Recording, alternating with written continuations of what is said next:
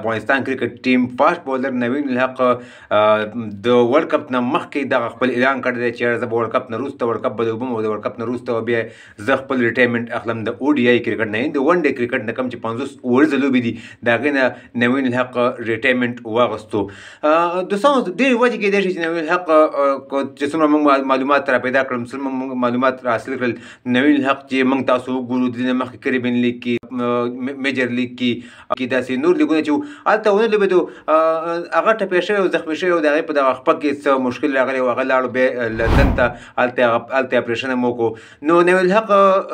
چې څومره معلومات موږ حاصل کړل نوین الحق د دغه وجه ده چې 50 اوورز لوبې چې کومې دي هغه ډېرې زیاتې غټې دي. هلته یو بالر 10 اووره به کوي او 10 اوور نه پس به 50 اووره فیلډینګ هم کوي او بیټینګ خو زه هغه نشي کولی خو هغه مشکل دا لري چې یاره وایي هغه وایي چې یاره زه نشم کولی 50 اوورز لوبو کې زه ډېر زیات انفټ کېږم ډېر زیات خوږېږم مطلب کوم درد چې مې دی د خپې هغه ډېر زیات راپارېږي 50 اوورز لوبو کې ماته مشکل پیدا کېږي. زما په دې چې یو بل ځوان لوبغاړی راشي یو ځوان بالر راشي سلیم ساپیر شو عبدالرحمن شو وفادار مومن شو ابراهیم عبدالرحیم زیر شو مطلب د هلکانو ته موقع ورکړل شي نو دا به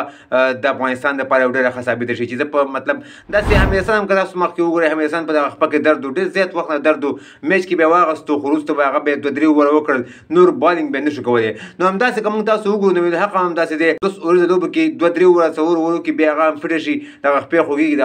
خپې د درد د وجې نه هغه دغه 50 اوورز لوبو نه ریټایرمنټ ورکړی دی.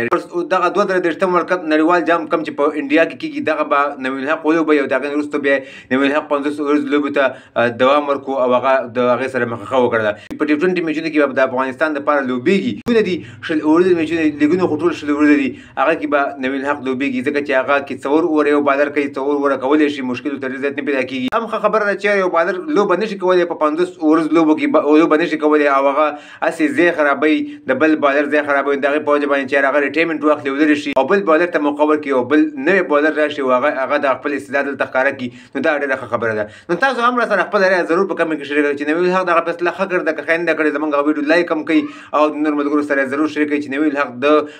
د او ډي آی کرکټ نه د ون ډے کرکټ نه استعفا ورکړله ون ډے کرکټ نه هغه ریټایرمنټ اخیستی. نو زموږ ویډیو لایک کړئ او د نور ملګرو سره ضرور شریک کړئ او زموږ دغه پیج سره فالو کړئ د کرکټ تازه معلوماتو لپاره نور ښه وخت ولرئ. د الله په امان.